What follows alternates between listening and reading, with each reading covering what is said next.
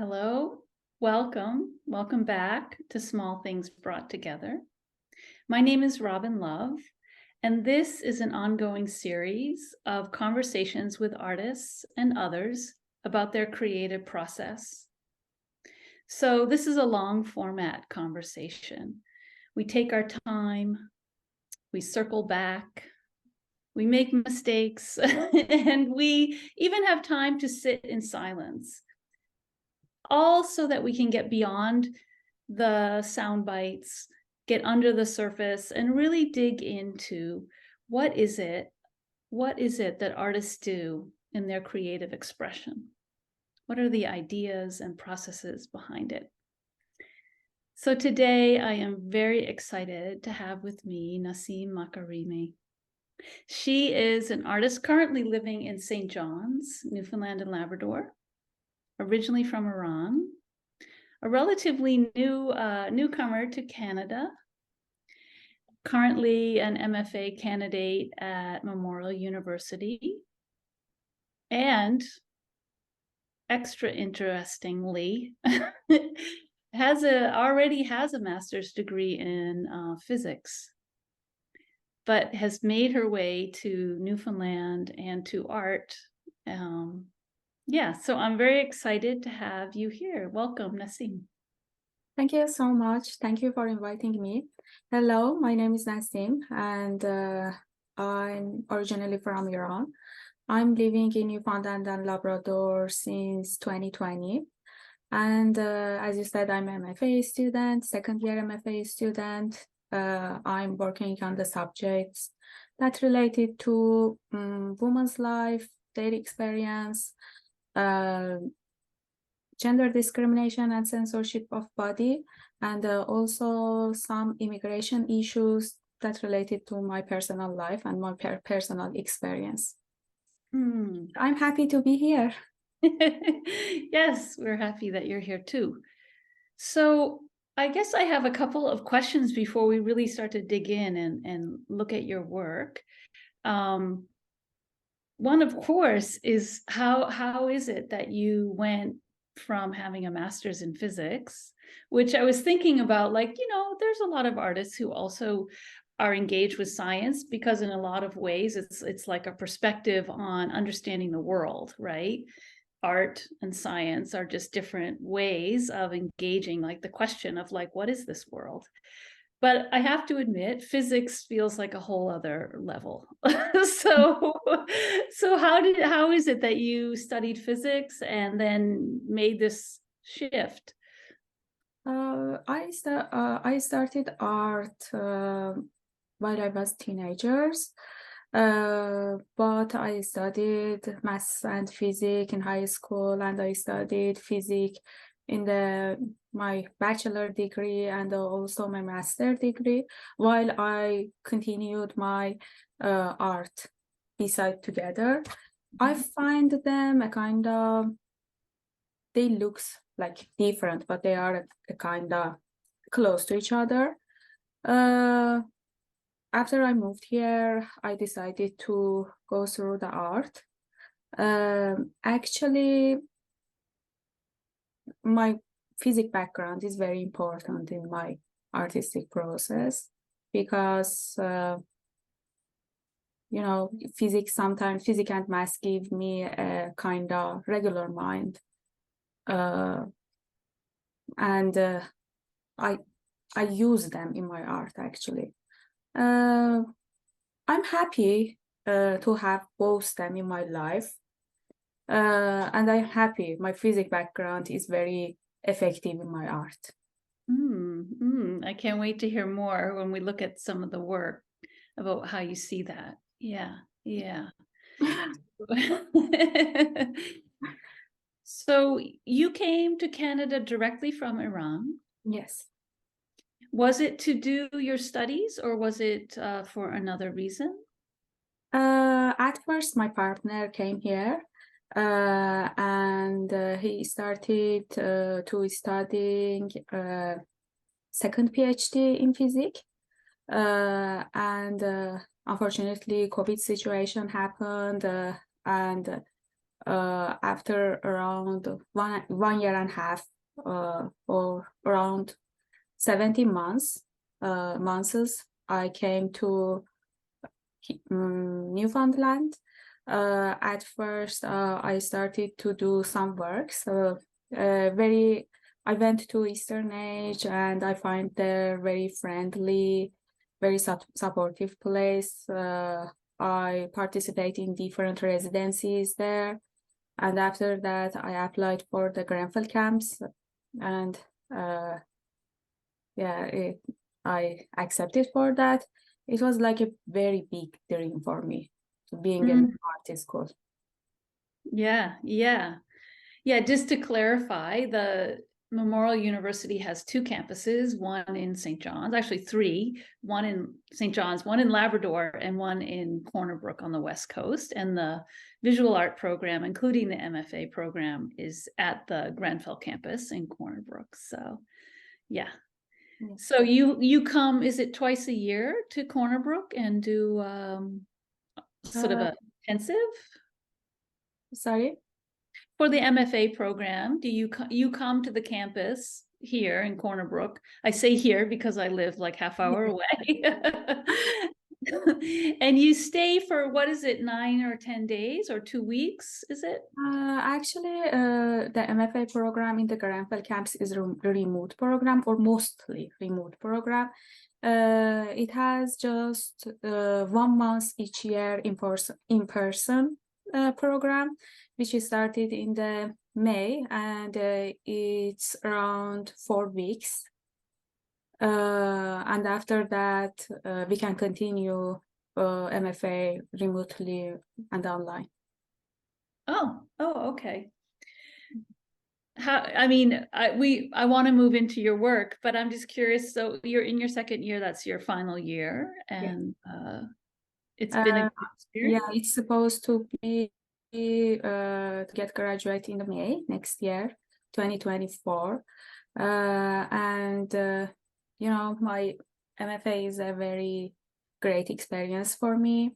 I have very lovely and amazing profs there. And also I have lovely and supportive cohorts and classmates. It's a very amazing experience for me. Also, my supervisor is really, really amazing person. He's very supportive, and yeah, I'm very grateful to be there. That's and great. spending time with my profs and being in their classes. Yes. Yeah. That's wonderful. That's wonderful. All right. And I met you at an open house, just to say. Although I had been seeing your work coming across my Instagram feed prior to that. Yeah, because as you said, you were able to connect with the people at Eastern Edge, which is an artist-run center in St. John's, and through them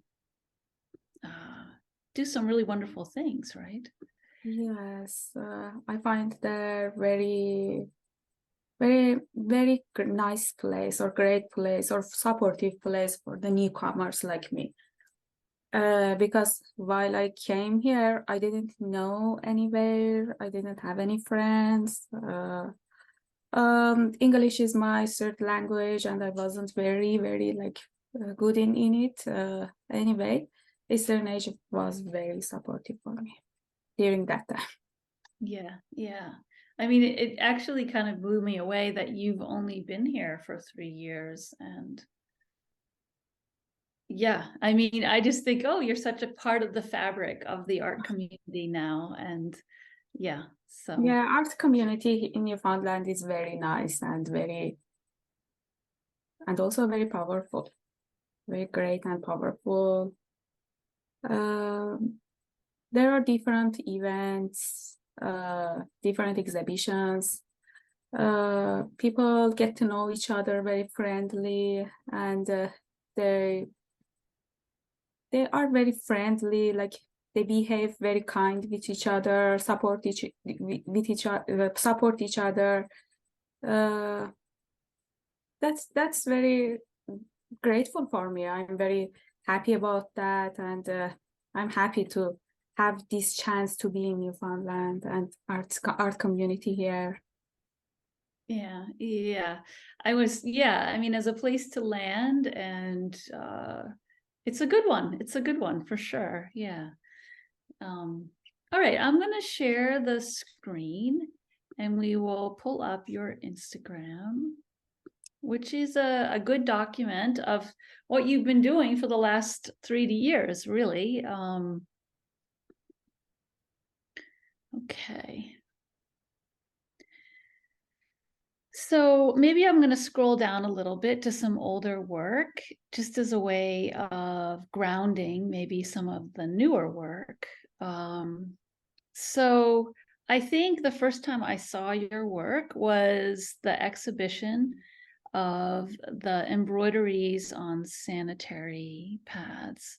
Okay, maybe that's too old. Here we go. Here, I'll just pick one to pull up.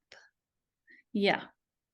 So, do you want to talk a little bit about this work? Okay, thank you for sharing my works. This is actually, I started to work on sanitary pads while I was in Iran, but I published them while I was in Newfoundland. Published like exhibited them or sharing them in my social media. The idea of work come from the relationship between women and textiles. While I was a teenager, I saw a lot of carpet weavers who they were mostly women. And while they worked, they recite some local poems. I love that actually, that poems, they looks very emotionally to me. And I decided to choose some small just patterns or flowers from traditional carpets or galims and sewing them on the sanitary pads to show the relationship between women and textile and yeah, just this. Yeah. Yeah. Well, you know, I think, of course, when I think about what you just shared about the women working together and reciting the poems together, and to do this particular kind of textile work, you know, to me, this is such a, I want to say it spans cultures, it spans time, you know. This is such an ancient thing of women, particularly getting together to work with our hands on textiles and share stories or share poems or, yeah. And yeah, I had never heard about what you just said about the women reciting poetry together. And so why, I mean, I can kind of guess why sanitary napkins, but in particular, why? Why do you say? Yeah, actually, I choose them because I want to have a critique on the uh, like stigma or shame of body or censorship of the body or woman's menstruation because it's very, very normal body behavior and there is no any shame about that. And because of that, I choose to work on sanitary pads. Uh-huh, uh-huh. And would you say that, I guess the question would be like, do you notice a difference of how it, whether it's more or less open, say in St. John's, than in your hometown in Iran? Actually, I received very good comments about this work, these types works, even from Iran, people, women or people, men and all like genders, people from Iran and also here. Also, it's a kind of like just a kind of motivation for me to like expand these kinds of work or think about them more, or uh, finding a kind of way to most people be engaged with these kinds of works, and accept there is no any shame for that. Yeah. Yeah. Yeah. I think I'm a bit older than you, and I would say that in my lifetime I've noticed a big shift in that. Like when I was a teenager, it was a total secret, even among women. Okay, yes. While I was teenager, also it was a very big secret for me. Yeah, like, even my mother like didn't want to talk to me about it. Yeah, Yeah, yeah, I but totally now understand. It's different in different cultures, in different countries, different, but I think it's time for the like all the worlds should know there is no shame for that. it's half the world's population, basically, you know. Yeah. All right. Let me see. I'm gonna just pop that down so I can see what I'm doing. So you made a bunch of these works, and I'm skipping over some work that I do want to come back to find, okay, this piece, which feels like, yeah, like some kind of culmination of what you were doing with the embroidery. If I click, aha. Do you want to talk about this piece? How Yes, it came together? the name of this work is Memory of Dam. I made that in 2021 while I was an artist residency in the Art as a Tool for Change program. And during that residency, I worked with Bushra Junaid. She was a curator, and also Rachel Gilbert. She was a curator too, and also leader. And I was working with two other artists, Isel Brown and Violet. How I find the idea of this work? Actually, I grew up in the city that is there are a lot of historic Islamic architecture, and I grew up with them. I saw there a lot, and there is dome for the historical places, and some of them are blue, or some of them designed by tessellation, some of them are designed by cutting mirror in geometric forms, and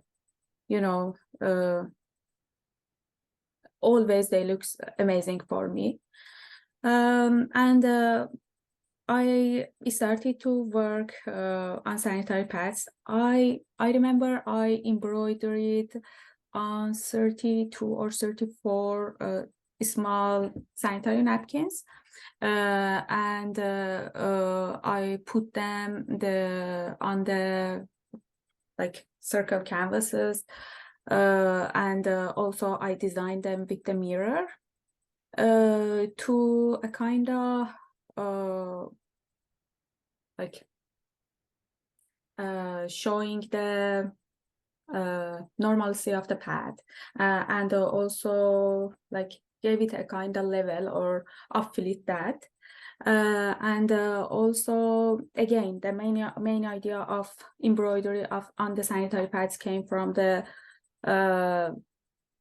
like relationship between woman and textile, and also the story of like while I was a teenager, sorry, I saw a woman, a local woman, they weave a carpet and they recite some local poems. They were related to different things like love, God, their childs, and yeah, also I was happy, and I'm happy for using a mirror on that, because it gave me a sense of a kind of being interactive work, because while people from different cultures, different backgrounds, while see this work, they see their faces or maybe some parts of their body or face as a part of this work, and it can affect on their unconscious. Yeah. Yeah, I love that part of it. Yeah. Also, you know, just so I make sure I'm understanding, the idea of the dome is that you would walk into a space and there'd be this dome overhead and you're looking up and it's very exalted, like, you know. And I love that in your dome, it's these sanitary napkins with this, you know, handwork, this labor, you know, it's very that you're elevating it to Yeah, this. exactly. I elevate that. Yeah. Yeah, I had a like aim to elevate yeah, yeah, it works. that. Yeah. Yeah, and I also love that people will walk up to it and then there's their face, right? And literally right in the middle of it all. So, yeah. Yes. Because I'm sure it will have an effect on their on the unconscious. Yeah. Yeah.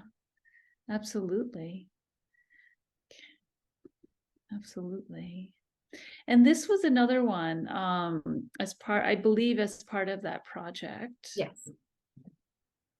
So art as a tool for change residency, it feels like, I may be misunderstanding, but it feels like a project that has sort of like continued on. Is that right? Or there was a publication that came out recently, yes?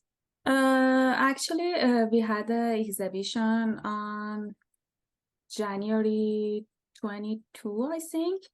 But the book or the catalog of that published in the summer, the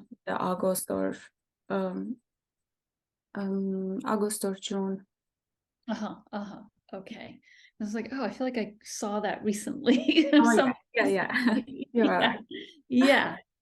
So this one, I don't, somehow I feel like I had not actually seen pictures of this piece. So do you want to talk about what this is? I'm going to scoot ahead into the detail because I think it's important to see. Yeah. Yeah. Can you talk a little about this one? Yes, this work's name is Secret of Carpet. I made that while I was an artist residency in the Art as a Tool for Change program. This work consists of around 1,500 tampons. I'm going to Again, back it up again now. But yeah. yeah, they are tampons. Um, again, it has a point to the relationship of women and textile, and like people's body, normal body behavior of woman, and I decided to make a carpet with the tampons, and I choose um, one carpet pattern. This is a carpet pattern, one of Iranian carpet patterns, and I tried to rebuild it with tampons. I used tampons and also threads, different color threads, to make that. And I work it on the canvas. It takes a lot of time for me. Yes. Yeah, but there's, I mean, this one I feel like you know, the relationship between time, labor, marking time, and then, you know, I don't if this comes into it, but, you know, the way that having a period marks time, you know, 28 days, the lunar calendar, it's a very feminine way of marking time, Yeah. having a period and the menstrual cycle. And somehow seeing this one really like brought all that really out of, you know, your labor to be wrapping, which immediately brings my mind to the labor of the women who are your original inspiration for this, you know, the carpet weavers, whose hand in the carpets, you know, in some ways you could say disappears. You know, it's a product, it goes to a shop, it gets sold, you know, Yeah. the you know. But you know, I'm always thinking women's a kind of share their emotion with the textile, any kind of textile that make. Yeah. For example, I always thinking they weave or imagining, it's my imagination that they weave their homes or their emotions just in the warp and weft of the carpet, but they are hidden. Like, Yeah. yeah. Yeah, it's like you have to have the eyes and the ears to see them and hear them in the carpet.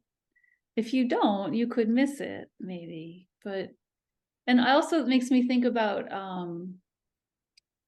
sometimes a piece of hair from the woman gets woven in also. I mean, Yes. I know, yeah, I've had embroidered pieces from India that I find like a long dark hair, Wow. and Oh, which I that's interesting. Yeah. yeah. Also as someone who sheds a lot of hair, I can relate to. That's, Yeah. yeah. So how this is 90 by 60 centimeters. I'm doing the translation in my head for people in the United States. So let's see. So it's about 4 feet by 3 feet, I think. Mm-hmm. Yeah. So yeah, 1,500. Wow. Does this still exist, or did you have to like take it apart? No, Um, no, no. I have it. uh-huh. Yes. And like I always try to keep my art very clean, very neat for myself. You know, I'm just, it's like, because, you know, it's sometimes like part of my body or my mind, you know. You are an artist and you know that. Yes. Yeah, it's not just a archive of work, it's an archive of your life. Yeah. Yeah. Because we remember all the things like going on and like in your life while you're making this, and all the when you were sitting there and rapping, and what else was happening, you know, what else was happening in your world. That's in there too, just like you were saying in the poems, and the emotions go into the carpet. Same, same. Oh, and so here's your cohort, right, of the art as a tool for change. So. Yes, Rachel Gilbert, Isabel Brown, Violet, and I think Eve. I hope. Yes. Oh, yeah, Yeah, yeah. I had a very amazing experience of working with them. Yeah. Mm, yeah, can imagine. Great group. So I also want to talk more about, oh, we should just point out that you won an award in 2022. You were selected to as the emerging artist of the year. Just click on that quickly. you don't have to linger there, but congratulations Thank a you year so ago. much. Thank you. Yeah, sort of a hint towards the welcome from the Newfoundland Labrador art community. So another thread that runs through your work is are these animals that you put together in unexpected ways, these pieces of animals. And I hardly know where to start, so I'm just gonna pick this one. Do you want to talk a little about how this, because this goes back when I was looking through your theme, Yeah. this has earlier roots, and it's continued to evolve. Actually, I want to start from some years ago. Um, just in my work, I had a plan to show a kind of crit on the censorship of the woman's body or body, gender discrimination, and something like these subjects. And because of that, and also because of my own personal experience, at first I started to combine the woman's body with some animals. And also I choose some animals and I make them a symbol for myself, like crow or fish.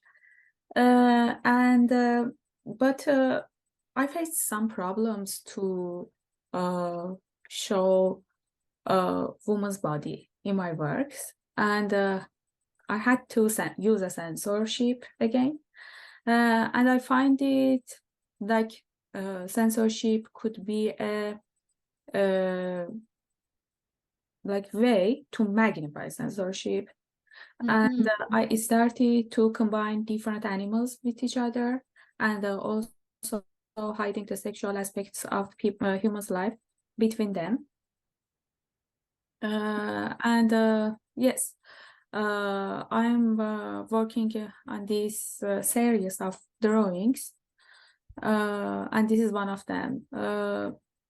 Like after I came to Newfoundland, I add the other animals to it again, like moose, because while I was in Iran, I didn't know about moose, or like ducklings, or I didn't know ducklings, but it's not like in Newfoundland while I'm going to walking or hike or in different parts of Newfoundland near the ponds, I saw a lot of ducklings there, and it's so they look so good for me. I love that also. And Yeah. you know, they are not actually run from humans. Right. Yeah. Yeah. Yeah. Also pigeons. And yeah, I decided to use them as a symbol of my immigration life. Yes. Yeah. Yeah. Yeah. Well, they're very provocative in the sense of provoking many meanings. And, I'm really appreciating what you said about within the confines of censorship, you found a way to critique the censorship, sort of using the rules that someone put on top of you to, and kind of flipping them and kind of putting them back, like to critique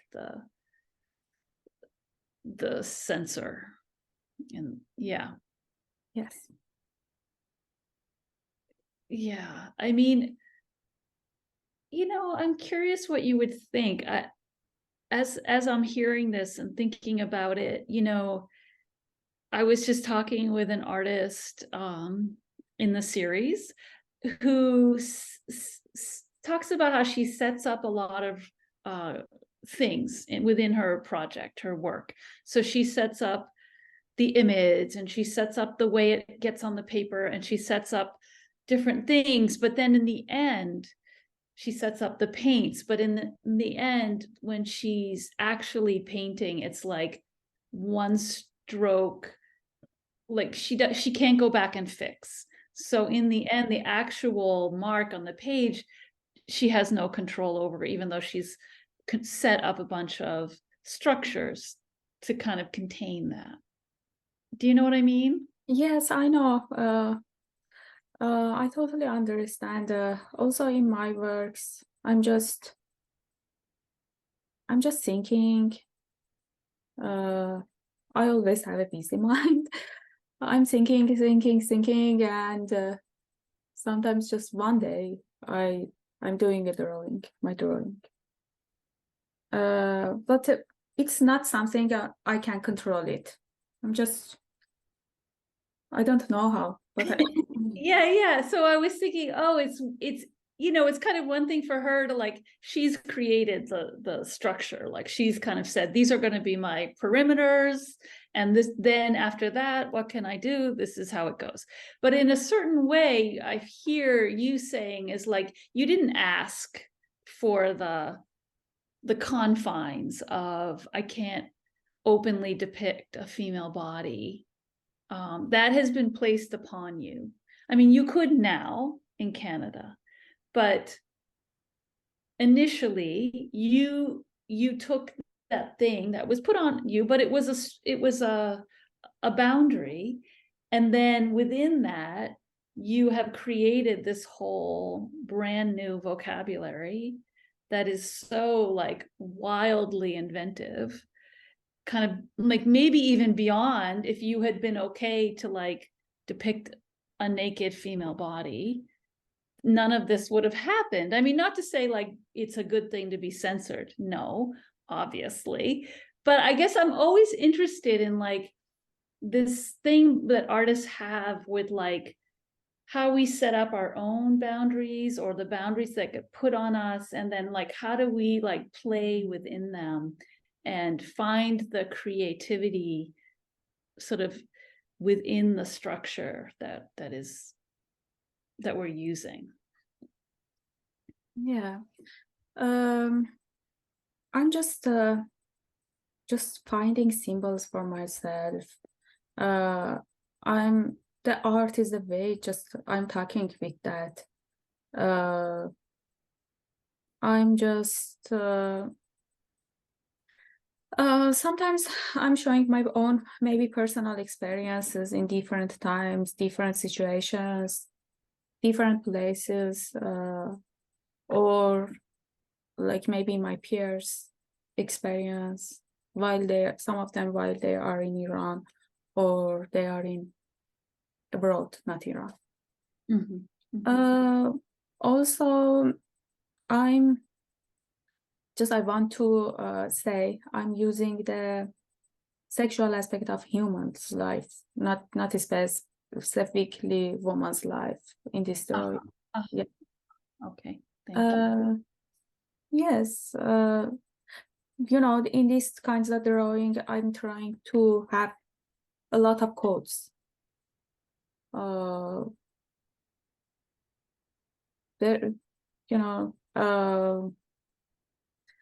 for example, I'm using one leg as a sign of force, or symbol of force for doing something, or pressure for doing something. I'm just trying to talk with these works about my background and now and present. Yeah.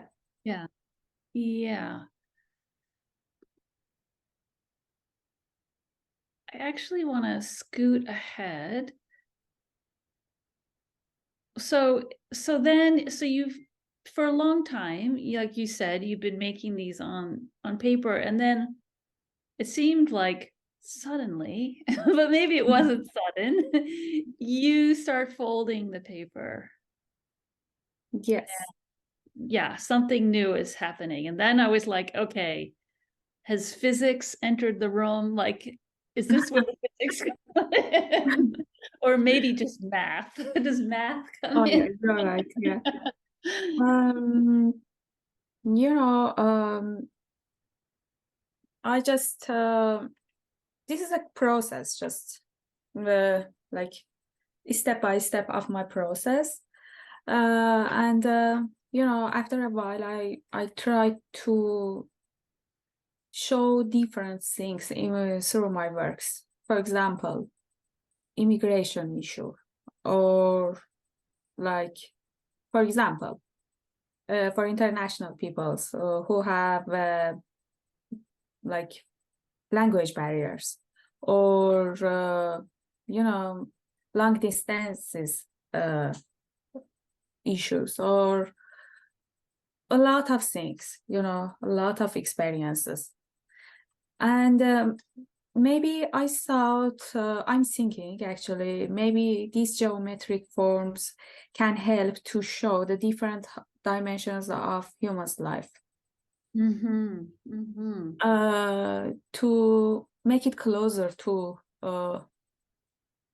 showing off human's life, like with a lot of dimensions, a lot of secrets, a lot of different backgrounds, cultures, you know, Yeah. very, very different layers, very different layers. And maybe I thought maybe these geometric forms can help that. And yeah, as you said, geometric and math came in my work. Yeah, again, I used in this work and in the other works, again, I'm using moose, rhino, fish. For example, rhino is mostly of me, like artist, as an artist. Or for example, fish as a symbol of woman, but I'm here, I use the capelin because I never see capelin before, just I saw that in Newfoundland.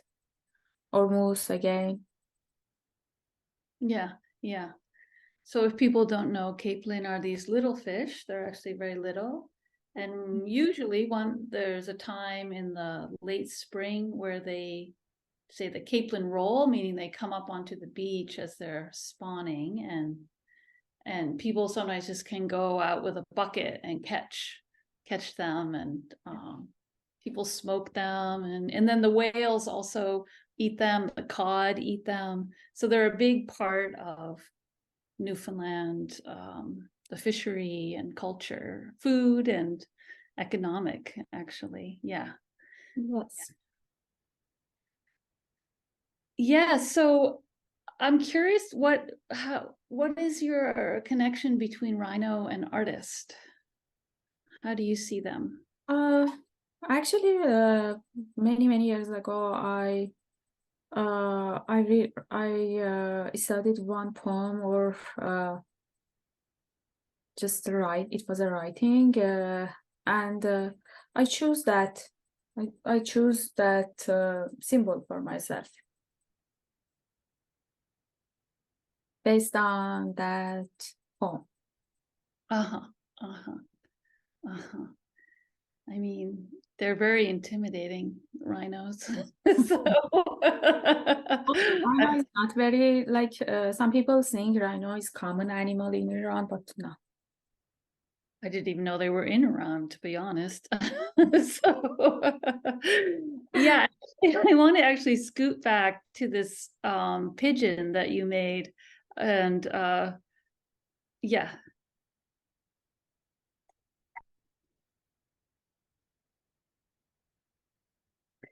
Uh, just several months ago, I think about using technology in my work. And also I thought maybe VR or AR would be great for my works. And I applied for the residency, mainframe residency in the Eastern Age. Uh, and I accepted that, and I started to working on the like making those drawings a kind of real in real life, in the real space. This is again a combination of rhino and pigeon, and also one small sexual aspect of body on the pigeon, and I try to make it real. I take a video of that in the mall. Yes, and actually it is the new space in my work. It looks very interesting for me, and also I was thinking about that, for example, about overlapping between the lands, or you know, a lot of things. Actually, I find that this kind of technology, it's a good way to talking about the personal narratives.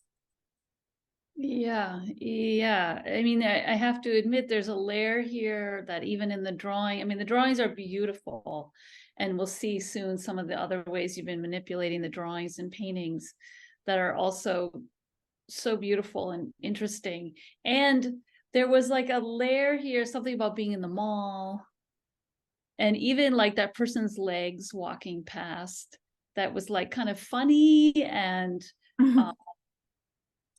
yeah, and I was feeling a kind of critique in a different way that than in some of the other work. Yeah, I'll be so curious where you take this. Do you think you'll keep working with it? Yes, I continue that, and I try to make a one project. Almost finished that project.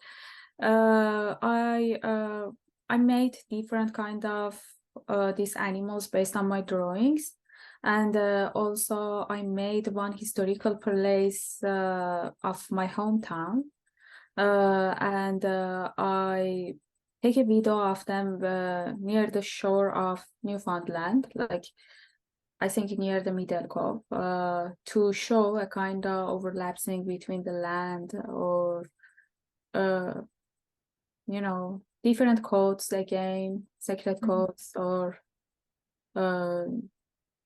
also showing the immigration life, like, yeah. Yeah. Yeah. Can I ask you, is it fun? Yes, it's fun. Okay. Because like I mean, like I said, there's a little, for me, like the Tommy Hilfiger thing in the background made me laugh a little bit. And Yeah. so I was like, oh, maybe you were having some fun with this in a new way, you know? But then I don't know, sometimes working on computer stuff is very like Yeah. sort And of, as I talked about that project, I tried to show a kind of conflicts that immigrants carry with themselves, like the immigration life that I experience. yeah. Yeah, like you say, with language and distance. Yeah, so you also recently did a residency at Union House Arts in Port Union, Newfoundland. And this is a short video from your time there. Do you want to talk a little bit about? Yes, I was in the Union House Art during the summer, and it was 3 weeks residency. I had really amazing time there because it was very beautiful spot to work. It has a view to ocean, and it was amazing. Uh, and while I was there, I started to work on some drawings to show a kind of making connection with the land, my host land. And because of that, I choose different animals again. Like I used lobsters in those drawings, capelin, like different animals. Some of them, or most of them, are related to Newfoundland again, I think, or making connection with the ocean, which is very, very, very beautiful in Newfoundland. And yeah, I made them again, like a sculpture, paper sculpture, or again using geometric forms to show you know, different dimensions of life, different dimensions of people's, like different layers. Yeah. So some of those remind me also of dice, rolling the dice. What's the dice? So in a game where you have a shape, sometimes like that, and it would have numbers or dots on it for Oh, numbers. yeah, I understand. Yes. Yeah, maybe. Yes, maybe. Yeah, you are right. I mean, just for me in my mind, I'm thinking a little bit about immigration is a little bit like an English phrase is to roll the dice means just to take a chance. You don't know what's going to happen. So that we say like, oh, I'm going to roll the dice. Wow, that's interesting. Yeah. So Yeah, when I maybe. saw it, it's like, oh, it's like you like, oh, I'll roll the dice, see what happens. Yeah, you are right. That's it. That's interesting. Yeah. And yeah, I'm just focused on these because they're so beautiful. These are pencil, are Yes, they? they are just pencil on the, and also that is just paper sculpture. Again, the math. I mean, I also do see a reference to Islamic motif architecture. Yes, maybe because I grow up with them, and I'm sure I have them in my mind, even I don't know about that. Right, unconscious for you even. Yeah, so these were when the MFA program had its open studio. This was, I think, the work that I recall seeing some of this, which is these are canvas, Yes. sort of multi-dimensional pieces. Yes. Again, after making a working on the folded papers, I decided to make like folded canvases. And also this is my folded canvas, and I use photo transfer on top of that, oil color, some special glues, and varnish. And finally I had a drawing with the pen on that. I did these kinds of works very layerly because they shows the different layers of uh, life, and also a kind of making connection between the woman who lived many years ago, and also woman who live in modern society. Also, again, geometric forms, just showing different dimensions of life, the complexity. Yeah, so when yeah, it's really interesting to see it laid flat as well. When you're making these, are you doing are you making a little sample first and then using the actual piece, or do you just what you're going to do and it works? Or For this work, for this canvas, for my canvas, yes, I made a sample to see how it will be. Maybe just a small test. Yeah, but about the work, sometimes I have just a small test. Sometimes no. yeah, I'm really enjoying the color too in this work. Thank you. Yeah, it's very beautiful. Mm. It's not very big, like, yes, it's not very big, but it was interesting for me to, like, sometimes it can fold, sometimes it can be open. You know, Yeah. as I said, different dimensions of life. Yeah, yeah. Yeah, it's a wonderful, complex metaphor and more than a metaphor, really. So maybe I'm going to stop the share. So before we wrap up, do you have anything planned for in the future to show your work? Any other projects or places where we might see it? Uh, Actually, I will have a show very soon in the Advai School of Art in the early October. And also I'm working on the project as I want to expand making folded canvases in different shapes or different sizes. Yeah, I'm just researching about them right now, and yes, just thinking about them, finding a way to talk with my works, and yeah. Yeah, beautiful, beautiful. Thank you. Well, I look forward to seeing it continue to evolve, and yeah, and then when your MFA is finished, you'll have an exhibition. Then I assume at the Yeah, it Grenfell. will be, yes, in the Grenfell Art Gallery, and I'm very excited about that.